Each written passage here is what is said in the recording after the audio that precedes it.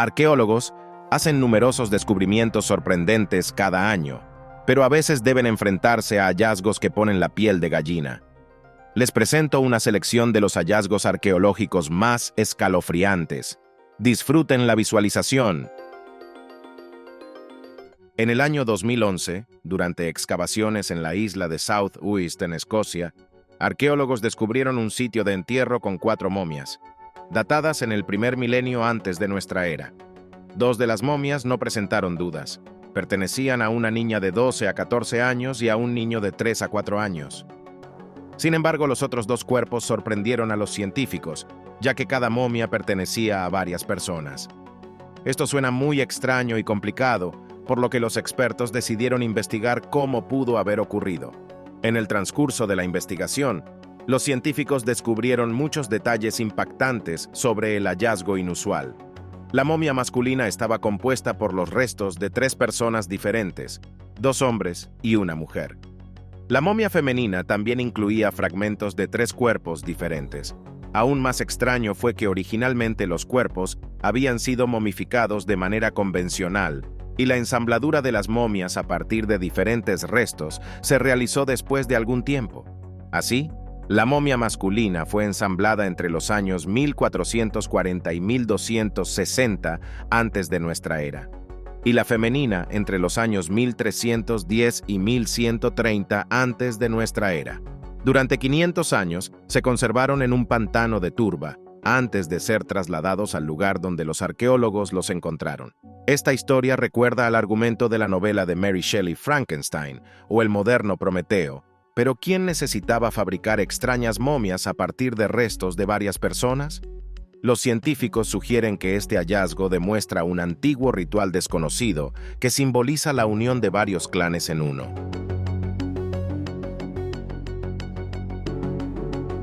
Creo que muchos de ustedes asocian la caza de brujas con la Edad Media. En efecto, durante esta época fueron asesinadas decenas de miles de personas acusadas de brujería. Pero las menciones de castigos por practicar magia oscura se encuentran desde tiempos antiguos. Por ejemplo, el Código de Hammurabi de Babilonia, datado en el año 1752 antes de nuestra era, establecía la pena de muerte por brujería. Hasta el siglo XV, los castigos por rituales de magia oscura eran excepcionalmente raros. Se considera que la historia de la caza de brujas comenzó en el periodo entre 1430 y 1440. Sin embargo, en ese entonces esta práctica fue desaprobada. 50 años después, el Papa Inocencio VIII emitió una bula llamada Con todas las fuerzas del alma. Fue después de la emisión de este documento que comenzaron a aparecer cada vez más decretos y leyes que estipulaban la pena de muerte por brujería. Uno de los más famosos entre ellos fue un tratado de demonología llamado El Martillo de las Brujas, escrito por el monje alemán Heinrich Kramer, en coautoría con el inquisidor Jakob Sprenger. Las primeras persecuciones masivas de brujas comenzaron en 1585 y continuaron activamente durante los siguientes 10 años. Luego, hasta los 1630, el número de ejecuciones disminuyó significativamente, pero más tarde las persecuciones se reanudaron. La caza de brujas tuvo su mayor expansión en Alemania, Suiza, Francia y Escocia. Según estimaciones de expertos, al menos 50.000 personas fueron asesinadas durante todos los años de lucha activa contra la brujería. La mayoría de las víctimas eran mujeres, pero los hombres también eran acusados de brujería. Antes de su ejecución, las brujas eran colocadas en cárceles especiales separadas. Uno de estos lugares de detención fue descubierto en el año 2016 durante la restauración de una iglesia del siglo XV en la ciudad escocesa de Aberdeen. Según los historiadores, en 1597, 23 mujeres y un hombre acusados de brujería esperaban su ejecución en esta prisión. La caza de brujas solo terminó en el siglo XVIII. La última persona ejecutada por brujería fue la suiza Anna Goldi.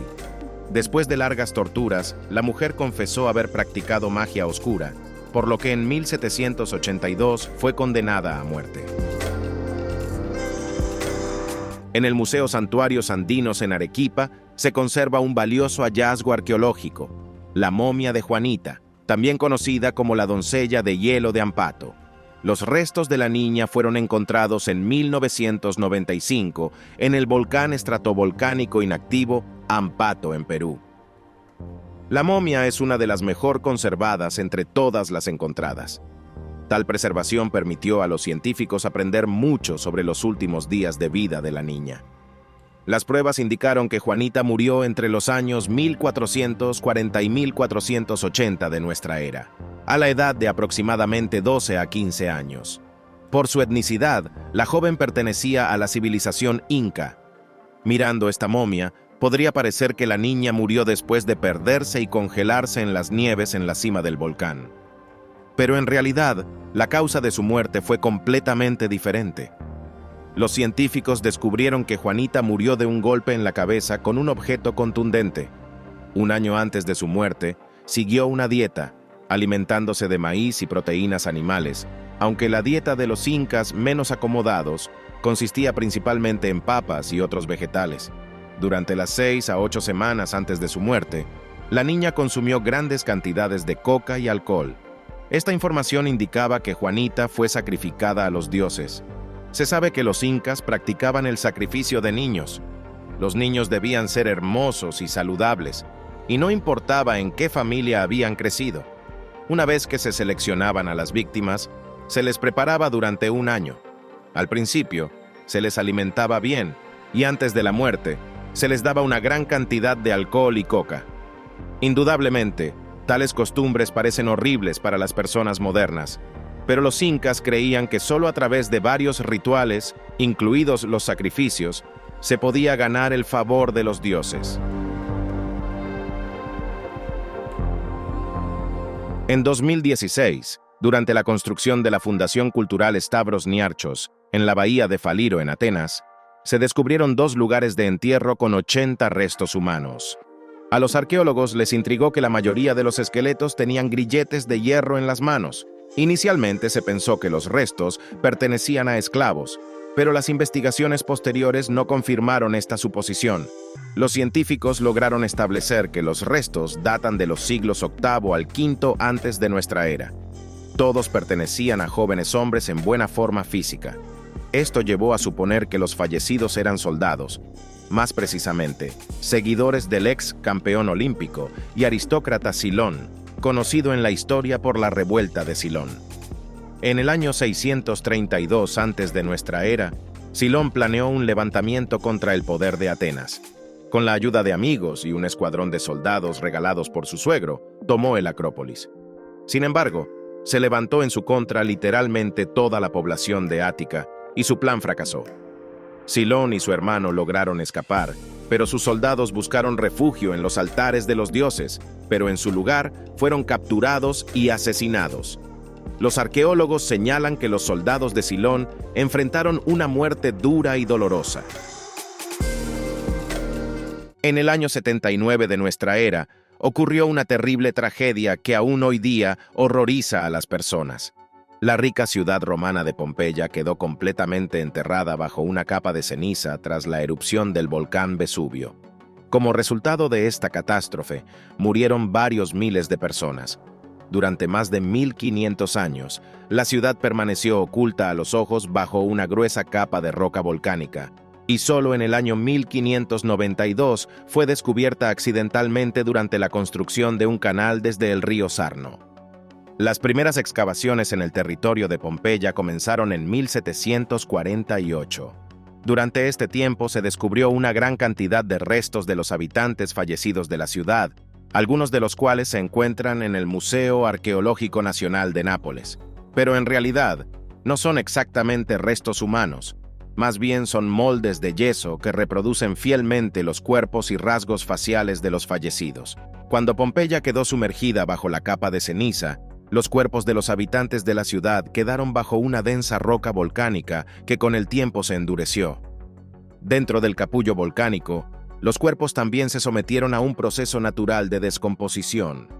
Con el tiempo, se formaron vacíos dentro de la capa volcánica que transmitían con notable precisión la forma de los cuerpos de las personas fallecidas. En el año 1864, El arqueólogo italiano Giuseppe Fiorelli ideó una manera de estudiar los cuerpos de los pompeyanos con esta particularidad de su entierro. Propuso hacer un pequeño agujero y verter en él una solución de yeso. Esta técnica recibió el nombre de moldeado en yeso y continúa utilizándose hasta el día de hoy. En 2015, en el territorio de la ciudad francesa de Rennes, los arqueólogos descubrieron un hallazgo inusual: 5 urnas datadas en el siglo XVI. Todas estaban hechas en forma de corazón, y dentro de ellas no se encontraba el polvo de los difuntos, sino sus corazones. Este notable hallazgo fue enviado a un laboratorio para más investigaciones. Durante el análisis de los corazones, se descubrió que 3 de los 5 corazones pertenecían a personas que sufrían de enfermedades cardiovasculares. El cuarto órgano pertenecía a una persona sana, y el quinto corazón estaba gravemente dañado y no se pudo estudiar. Hoy en día, tal ritual parece muy extraño, pero en la Edad Media existía la tradición de entierros de corazones. Esta costumbre surgió con el inicio de las cruzadas. Los cruzados a menudo morían en batallas lejos de su hogar. No era práctico enviar los cuerpos de los fallecidos de vuelta a casa, por lo que a los familiares solo se les enviaban los órganos internos, más a menudo los corazones de los soldados. Más tarde, esta tradición proporcionó la posibilidad de conmemorar la memoria de una persona en más de un lugar. Entre las personas conocidas que decidieron enterrar su corazón por separado de su cuerpo estaban Anna Bolena, esposa del rey Enrique VIII de Inglaterra, el compositor polaco Federico Chopin, el escritor y poeta inglés Thomas Hardy, y muchos otros representantes de la aristocracia europea. Los aztecas fueron una de las civilizaciones más numerosas y poderosas de América del Norte. Construyeron un gran imperio con su propio sistema de gobierno. Su arquitectura impresiona, y algunos monumentos incluso son impactantes. Quizás el edificio más aterrador de los aztecas es la Torre de Cráneos. Fue descubierta por arqueólogos en el sitio que una vez fue la capital azteca, Tenochtitlán. El diámetro de la torre es de 6 metros. Consiste en 676 cráneos completos y más de 1000 pequeños fragmentos. Los expertos creen que en algún momento la torre fue parte de la Gran Muralla de Cráneos. Esta estructura se menciona en las crónicas de los conquistadores. La Gran Muralla asustaba a los colonizadores porque se creía que había sido construida con los cráneos de cautivos sacrificados. Los historiadores cuentan que los aztecas creían en la deidad Huitzilopochtli, quien luchaba contra las fuerzas de la oscuridad. Para mantener su fuerza, se requerían sacrificios humanos. Por lo tanto, los aztecas mataban a extranjeros y miembros de otros pueblos. Sin embargo, el estudio de los cráneos de la torre mostró que los aztecas también sacrificaban a mujeres y niños de su propia civilización. El descubrimiento de la Torre de Cráneos ha permitido a los científicos aprender nuevos detalles sobre los rituales aztecas que anteriormente eran desconocidos. ¿Creen en vampiros? Por supuesto, la mayoría respondería que no, ya que son personajes de tramas fantásticas. Sin embargo, un reciente descubrimiento arqueológico podría hacerles creer que estos míticos chupasangres realmente existieron. Cerca del asentamiento de Penne en Polonia, investigadores de la Universidad Nicolás Copérnico descubrieron 2 tumbas de vampiros datadas en el siglo XVII. En la primera de ellas se encontraron restos de un niño de 5 a 7 años, y en la segunda estaba enterrada una joven mujer. Pero, ¿qué indicaba que estas tumbas eran de vampiros? En la Edad Media, la gente temía a las brujas, vampiros y otros seres asociados con la magia oscura. En ese tiempo surgió la práctica de un ritual de entierro especial para aquellas personas que se creía estaban conectadas con fuerzas malignas. En algunos países, se consideraba necesario clavar una estaca en el pecho del difunto, colocar una moneda protectora en su boca y decapitar el cuerpo. En otros países, el difunto era enterrado boca abajo, se colgaba un candado en su pie y se le ataba una hoz al cuello. De esta manera fueron enterrados el niño y la mujer, cuyas tumbas fueron encontradas cerca de Penne. Los historiadores suponen que posiblemente estas personas tenían alguna enfermedad que afectó su apariencia, lo que llevó a que fueran considerados vampiros. Sin duda, la Torre Eiffel y el Louvre son los lugares más famosos de París. Pero en esta ciudad también se encuentra otro sitio muy popular entre los turistas: las catacumbas de París. Las catacumbas de París pueden llamarse una verdadera ciudad de los muertos, ya que en sus paredes se encuentran los restos de casi 6 millones de personas. La historia de este lugar comenzó en el siglo XVII. Cuando la población de la capital francesa comenzó a aumentar rápidamente, ya no había suficientes cementerios urbanos para los entierros. Las autoridades de París estuvieron perplejas con este problema durante mucho tiempo y no pudieron idear cómo manejarlo. Solo a finales del siglo XVIII se decidió utilizar las canteras ubicadas debajo de la ciudad como osarios. Los cuerpos y restos humanos comenzaron a almacenarse en las catacumbas subterráneas. Esta solución permitió eliminar enfermedades y aliviar los cementerios urbanos. Hoy en día, las catacumbas de París son un lugar popular entre los turistas. Su longitud total es de casi 11 kilómetros, pero solo una ruta turística especial está abierta para visitas. Los residentes de la meseta Loess, en la provincia china de Huanghe durante muchos años, creyeron que las estructuras de piedra cercanas eran parte de la Gran Muralla China. Sin embargo, últimamente, la gente comenzó a encontrar piezas de jade en esta área. Los yacimientos de esta piedra preciosa estaban lejos de esta localidad, lo que significaba que el jade había sido traído de lejos. Pero ¿por quién y para qué, si anteriormente se consideraba que esta región árida estaba poco poblada? Los arqueólogos también se interesaron por esta peculiaridad y comenzaron excavaciones, durante las cuales quedó claro que las estructuras de piedra no eran parte de la Gran Muralla, sino las ruinas de la antigua ciudad perdida de Simao. Simao fue construida hace unos 4.300 años, cientos de años antes de que surgiera la civilización china. La ciudad estaba rodeada por un muro de piedra, y en su territorio había una pirámide escalonada con una altura de unos 70 metros. Durante las excavaciones, los arqueólogos hicieron muchos descubrimientos sorprendentes, incluyendo un hallazgo muy espeluznante: 6 pozos llenos de 80 cráneos humanos. Inicialmente, los científicos supusieron que los cráneos pertenecían a prisioneros de guerra que fueron asesinados y decapitados para realizar un ritual. Pero investigaciones posteriores mostraron que todos pertenecían a jóvenes mujeres. Sobre los pozos sacrificiales se erigieron monumentos con patrones que recordaban la imagen de ojos, adornados con piedras de jade. Todas estas características permitieron a los científicos suponer que este lugar fue utilizado por una antigua civilización para realizar rituales de sacrificio. Además, las víctimas eran exclusivamente jóvenes mujeres. Los historiadores afirman que la escala de tal violencia ritual fue sin precedentes para la época del nacimiento de la civilización china. Esto fue indicado por la total ausencia de dientes, la atrofia del hueso nasal y el hundimiento de la mandíbula. Todos estos signos, según los expertos, indican que el hombre sufría de lepra.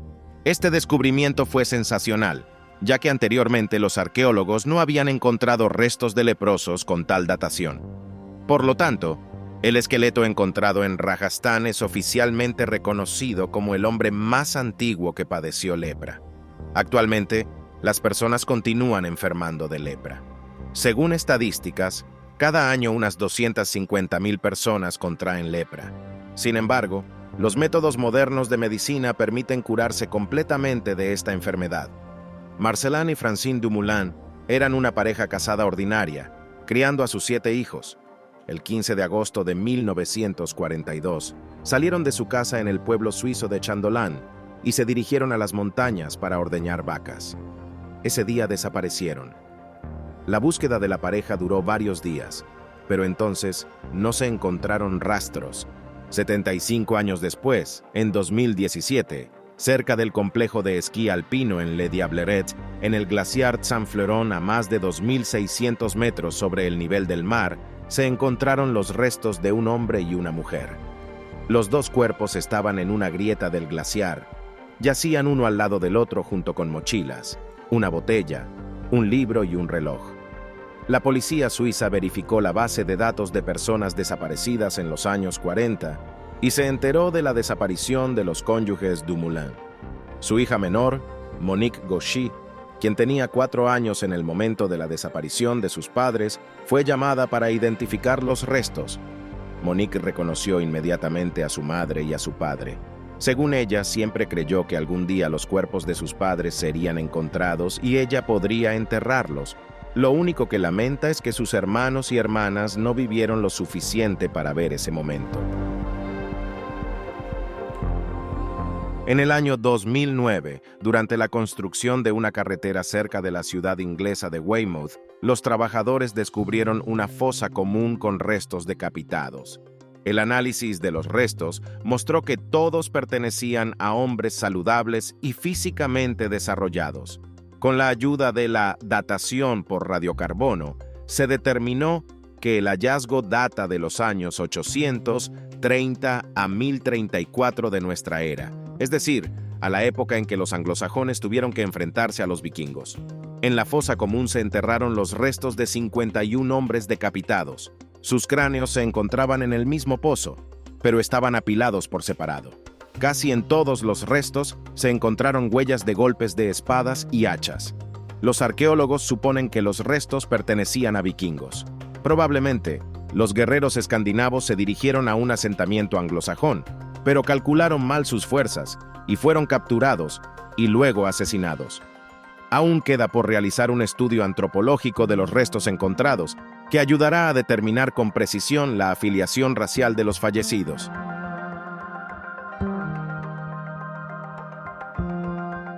El 1 de agosto de 1984, un trabajador de una empresa de extracción de turba, Andy Mould, descubrió restos humanos bien conservados en el pantano de Lindow, en el condado de Cheshire, Inglaterra. Un año antes, en el mismo lugar, Mould había encontrado un cráneo que más tarde se determinó que pertenecía a una mujer que murió en el primer o segundo siglo de nuestra era. Los nuevos restos fueron enviados al laboratorio del Instituto Británico de Investigación de Energía Atómica. Mediante análisis de radiocarbono se estableció que los restos pertenecían a un hombre que murió entre los años 20 y 90 de nuestra era. Este hombre tenía alrededor de 25 años. Su altura era de 168 centímetros y su peso era de 60 a 65 kilogramos. Dado que el cuerpo del hombre se había momificado naturalmente, los científicos pudieron obtener cierta información sobre su vida.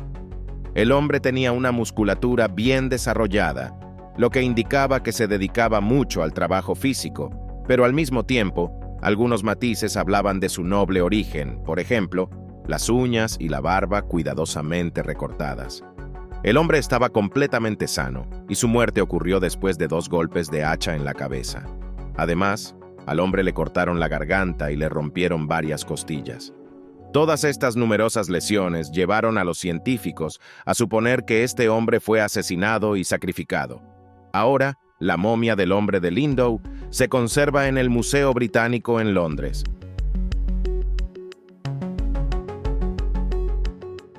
A principios de los años 40, un guardabosques indio llamado Madhwal hizo un descubrimiento aterrador. Cerca del lago Rupkund, en el Himalaya, vio cientos de restos humanos. Madhwal estaba impactado. Cientos de cuerpos parecían intactos. Pero ¿cómo era posible si el asentamiento humano más cercano estaba a 5 días a pie? Madhwal informó a las autoridades y los especialistas llegaron al lugar.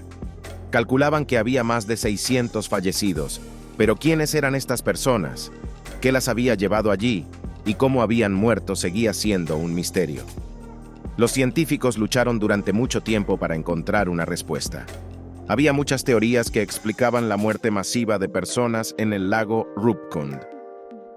Inicialmente se pensó que los fallecidos podrían haber sido soldados japoneses o comerciantes, pero después de investigar los cuerpos surgió otra teoría. Los cuerpos podrían haber pertenecido a peregrinos indios que realizaban una travesía por la difícil ruta del Himalaya. Todos ellos murieron en diferentes períodos de tiempo, pero la mayoría en el siglo IX de nuestra era. Probablemente fueron atrapados en una fuerte granizada, algo común en esa zona.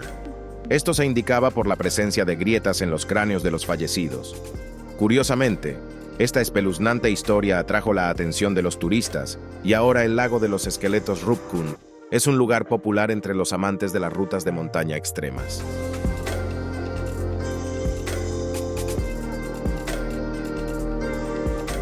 En 2016, Durante excavaciones en las cercanías del pequeño pueblo de Salango, ubicado en la costa sur de Ecuador, los arqueólogos descubrieron un entierro con los restos de 2 bebés del pueblo Wangala. Se estima que este hallazgo tiene 2100 años de antigüedad. Sin embargo, los investigadores se sorprendieron no por la antigüedad de los restos, sino porque en las cabezas de los bebés se encontraban cascos inusuales hechos de los cráneos de otros niños. Los arqueólogos nunca antes habían encontrado algo similar, por lo que científicos de todo el mundo comenzaron a proponer diversas teorías que explicaran este ritual tan inusual. Según la teoría más aceptada, estos cascos se usaban como protección en el más allá. Dado que los difuntos eran bebés de 6 a 7 meses de edad, no estaban preparados para una vida independiente después de la muerte, y el casco de un niño mayor podría transmitirles habilidades y conocimientos adquiridos. Pero, ¿por qué entonces no se usaban los cráneos de adultos para este propósito? Probablemente esto se debía a que un casco hecho del cráneo de un adulto habría sido demasiado grande. Este hallazgo arqueológico es verdaderamente único, ya que los científicos nunca antes habían encontrado rituales similares. En mayo de 2015, un fuerte temporal azotó el asentamiento irlandés de Collooney. Como resultado de esta tormenta, muchos árboles fueron derribados, incluyendo un haya de 215 años. Cuando los lugareños intentaron retirar el viejo árbol, descubrieron restos humanos en sus raíces. Parte de los huesos estaba enredada en el sistema radicular y el resto estaba en la tierra. Naturalmente, las personas estaban conmocionadas por este hallazgo y llamaron a los servicios arqueológicos al lugar. La osteoarqueóloga Linda Lynch se encargó del estudio del hallazgo. Gracias al análisis de radiocarbono, pudo obtener cierta información sobre el difunto. Los restos pertenecían a un joven que murió entre los años 1030 y 1200 de nuestra era, a la edad de 17 a 20 años. La presencia de varias heridas profundas indicaba que murió de una muerte violenta por golpes de daga o espada corta. Lo más probable es que el joven fuera un residente rural común y pasara mucho tiempo trabajando en el campo. Sin embargo, sigue siendo desconocido bajo qué circunstancias fue asesinado. Durante excavaciones en la región italiana de Lombardía, los arqueólogos descubrieron quizás uno de los esqueletos más inusuales. En lugar de la mano amputada, esta persona tenía un cuchillo que actuaba como prótesis. El estudio de los restos mostró que pertenecían a un hombre que murió entre los siglos VI y VIII a la edad de 40 a 50 años. Por supuesto, es imposible determinar exactamente por qué perdió su mano, pero los expertos lograron determinar que la extraña prótesis le había reemplazado la extremidad durante muchos años. Probablemente, el hombre decidió usar un cuchillo en lugar de su mano. Esto lo indicaba la deformación de los huesos, que se había formado después de múltiples intentos de colocar la prótesis. Los científicos intentaron durante mucho tiempo obtener información sobre la identidad de la persona a la que pertenecían los restos. Naturalmente, estaban interesados en saber a qué se dedicaba esta persona y por qué necesitaba una prótesis tan única, pero, desafortunadamente, no pudieron hacerlo. Por lo tanto, la biografía del hombre con un cuchillo en lugar de una mano permanece desconocida, al igual que cómo logró no morir de una infección sanguínea después de la instalación de dicha prótesis. En el año 2023, en el almacén del Museo Británico fue descubierta una tablilla babilónica, cuya antigüedad es de 3.500 años. Durante mucho tiempo no atrajo interés alguno, pero durante su reexaminación, el doctor Irving Finkel notó una característica inusual. Si se coloca la tablilla bajo un ángulo específico y se dirige luz hacia ella, se puede observar la imagen de 2 personas. Según Finkel, en la tablilla está representada una mujer llevando al mundo de ultratumba el espíritu de un hombre. En el reverso de la tablilla había instrucciones para exorcizar espíritus. De acuerdo con estas instrucciones, la persona cuya casa había sido habitada por un espíritu debía fabricar figuras de un hombre y una mujer y luego vestirlas adecuadamente. La vestimenta del hombre debía ser cotidiana, mientras que la figura de la mujer debía ser envuelta en 4 telas rojas y una púrpura. En la figura femenina también debía estar presente un broche de oro, y en su inventario debían encontrarse pertenencias para viajar. Después de preparar las figuras, se podía proceder con el ritual, que debía realizarse obligatoriamente al amanecer. Irving Finkel cree que esta tablilla es única porque contiene la representación más antigua de un fantasma entre todas las encontradas anteriormente. Este artefacto demuestra que hace 3.500 años, las personas creían en la vida después de la muerte y en los espíritus. Además, también creían que era necesario ayudar y guiar a las almas perdidas al reino de los muertos.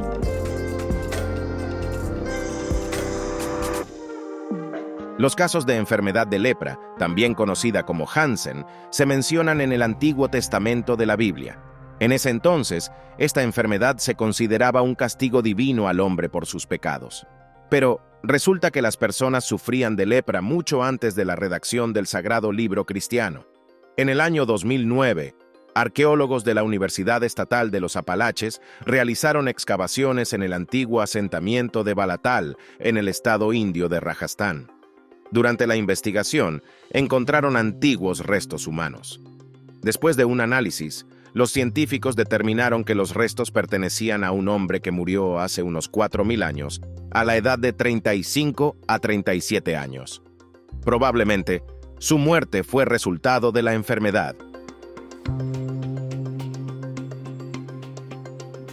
Creo que muchos de ustedes estarán de acuerdo en que la momia en esta fotografía se ve muy espeluznante. En la cara de este difunto están congelados el dolor y el miedo que tuvo que experimentar antes de morir. Esta momia fue encontrada completamente por casualidad por un viajero estadounidense. Informó de su hallazgo a los arqueólogos. Los científicos establecieron que la momia pertenecía a un hombre de 35 a 40 años, que murió hace 2.500 años. Dado que este hallazgo se hizo recientemente, los expertos todavía no han podido determinar la causa de la muerte de esta persona. Sin embargo, es probable que su muerte fuera muy dolorosa. Cabe señalar que esta no es la primera momia gritona encontrada. La más famosa de ellas fue descubierta en 1886. Pertenecía al hijo de Ramsés III, Pentaur. Ahora los historiadores conocen el destino de la momia de Pentaur y creo que pronto también sabremos más detalles sobre la muerte de la persona a la que pertenece la momia encontrada. Y eso es todo por ahora. Si te gustó este video, no olvides valorarlo, suscribirte al canal y activar la campana de notificaciones. Tu actividad es la mejor recompensa para mí. Gracias por tu atención. Nos vemos pronto. Adiós.